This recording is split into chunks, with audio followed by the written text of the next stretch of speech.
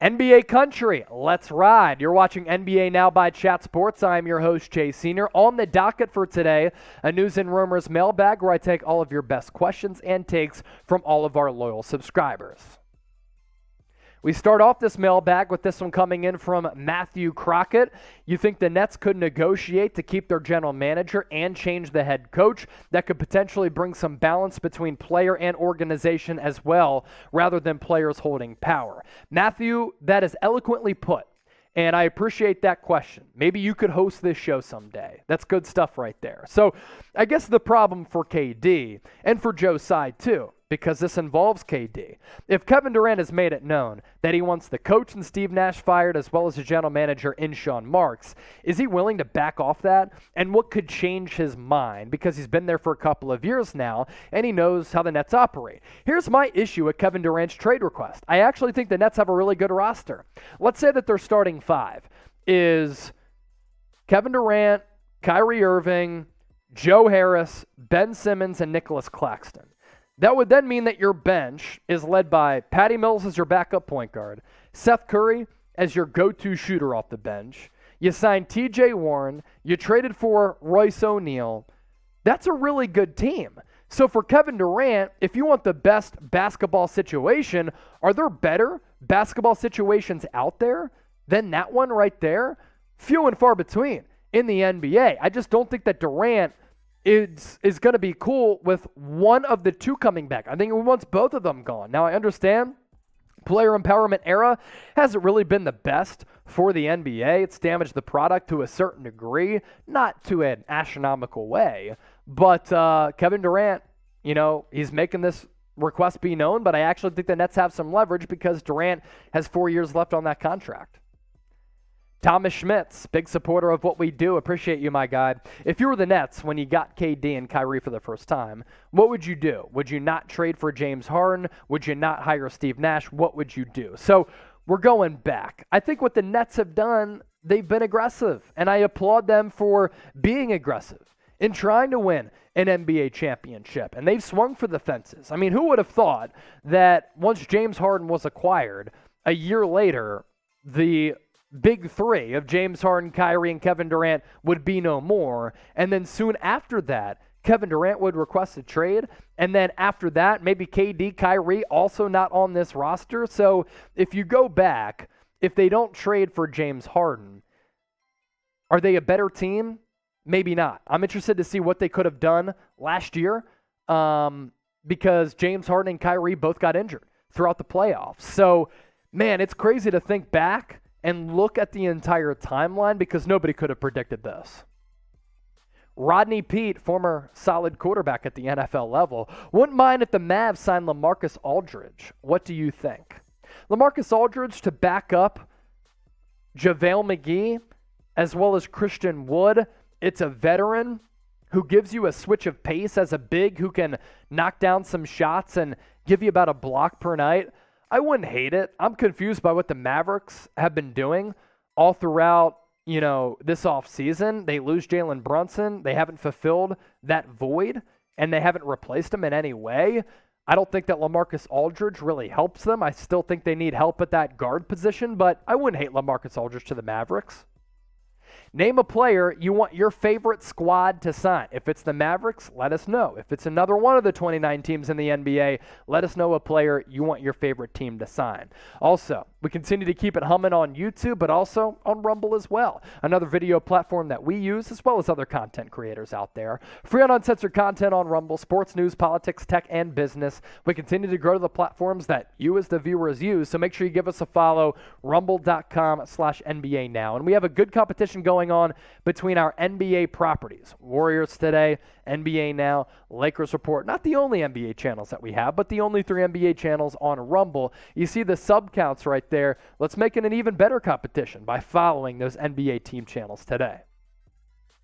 RuneDog28, Brown, White, multiple picks for KD. I think that you would have to include Marcus Smart, and I think that's who the Nets want. If they want to change that culture and overturn that culture and start anew, you might have to trade for Marcus Smart. Marcus Smart, Jaylen Brown, Derek White, multiple firsts. I think that does get it done for Kevin Durant. Marquise Robertson, he's a real one. What's going on with Kyrie Irving to the Los Angeles Lakers? Also, what about Kevin Durant joining Giannis? Kevin Durant will not join Giannis. They haven't been rumored to be in on KD. I mean, Khris Middleton's going into the final year of his contract, so if he gets traded to the Brooklyn Nets, which he would probably have to, the Nets wouldn't want him in return because he would probably leave and not re-sign with Brooklyn. So Kevin Durant going to the Bucks, I don't see it happening, although that's something to dream about. As for Kyrie going to the Lakers, what has to be determined first is what happens with KD. Once KD gets traded, or if he gets traded, that then spells the end of Kyrie Irving's tenure in Brooklyn. If KD comes back, I think Kyrie comes back. Bryant Coward, he sent us in a $50 super chat earlier. That means he's a bona fide real one. Were the Bulls getting Lonzo Ball a mistake? No, I don't think so. I loved the deal at the time. They couldn't control his health, and they didn't know that he was going to suffer this knee injury that, according to some people, was going to be potentially career-threatening. So the Bulls getting Lonzo, I thought it was perfect because he fits really well on that roster with DeMar DeRozan, Zach LaVine. You got Vooch, Patrick Williams. Like, that's a pretty good squad. Unfortunately for Lonzo, the knee injury came. Hopefully he's able to come back and bounce back from it. David Brown, can Beal and KP be an effective tandem for the Wizards? 500 at best. 500 at best, because I don't like the surrounding roster. And while I've been a big fan of Beal, I think he's a really good bucket getter, it hasn't always translated to wins. And Kristaps Porzingis, he can't stay healthy. Marvin Ball with this. Could the Lakers trade for Tyrese Maxey? I love his game. I love his game too. I think he's one of the best young players in the NBA. Last year in the regular season, he took on those starting point guard roles for Ben Simmons, the stiff, who was sitting on the sideline and not playing, and Maxey had a great year. Shot around 40% from three, 18 points per game in the regular season. In the playoffs, he was Joel Embiid's sidekick and the number 2 offensive option for the Sixers. Yes, I understand James Harden, Tobias Harris are on that roster. Maxey's great. The shiftiness to his game, the want to be a great player is something that he has that Ben Simmons doesn't, and that's why we've seen Maxey improve and Ben Simmons not. He can get to the rim and finish around the rim in a crafty way, which is what he has to do because he lacks size. And the three-point shot coming out of Kentucky, a little bit of an issue, but at the NBA level, it hasn't been. And I also like how he's comfortable playing point guard, but also plays off guard, which is what he did at Kentucky. Here's the problem for the Lakers. They do not have the assets to give up for Tyrese Maxey. And if you go to Philadelphia and you're like, hey, we'll give you Russell Westbrook for Tyrese Maxey, not only do the salaries not match because Maxey's on his rookie contract, Daryl Morey will laugh you off the phone and probably not even take that call if he sees it's coming in from Rob Pelinka. Before we get to more questions on our mailbag, make sure you subscribe to us here at Chat Sports. Why? Well, we're the best. Daily NFL, NBA, college football coverage, whether it's me, Harrison Graham, Tom Downey, Mitchell Renz. We're always bringing you the best content. Producer Jack always sculling too. Subscribe to the channel, youtube.com/chatsportstv, or hit that red sub button down below. The people call us content daddies for a reason. Next one coming in from Zenois. Hopefully I pronounced that right. Opinion on the Cavs' young talent. Do they have what it takes to do well with their current roster, and how well? And how much of a squad can they become when the young talent gets into their primes?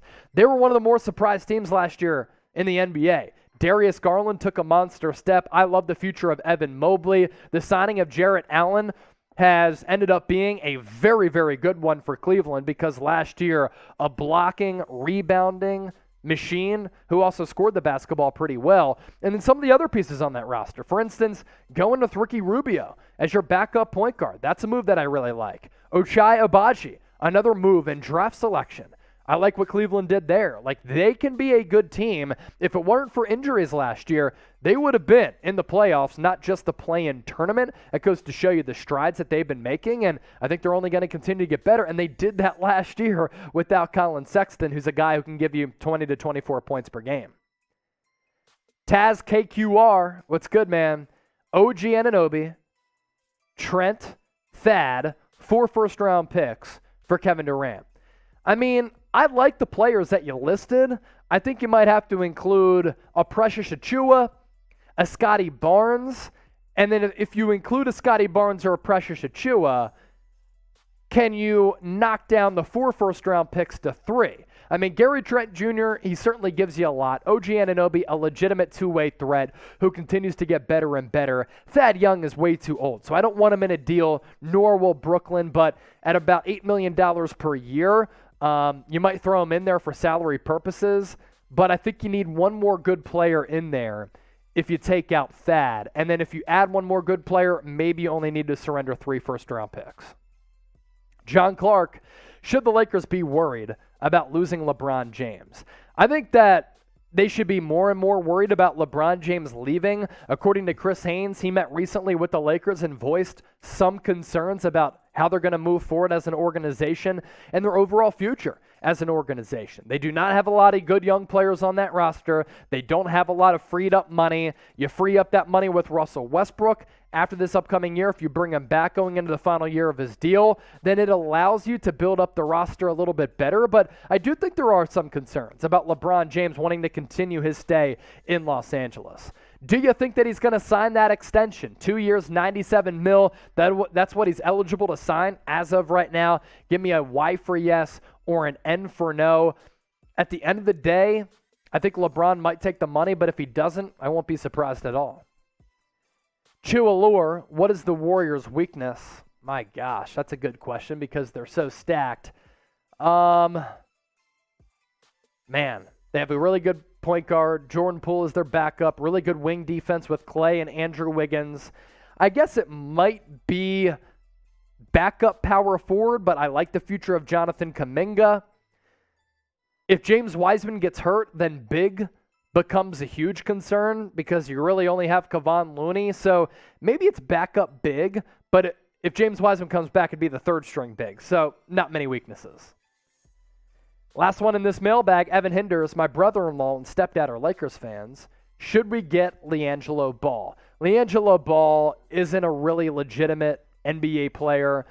There's a reason why he continues to get Summer League invites but doesn't crack any actual NBA rosters. I don't think the Lakers need to sign or go after LiAngelo Ball. That doesn't move the needle at all for me.